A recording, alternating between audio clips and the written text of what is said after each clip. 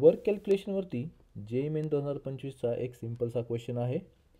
A force F is equal to 2I cap plus BJ cap plus K cap is applied on a particle and it undergoes displacement of I cap minus 2J cap minus K cap. What will be the value of B if work done on the particle is 0? तर work done 0 आहे आणि work done आपल्याकडे simply काय असतं, it is F dot S.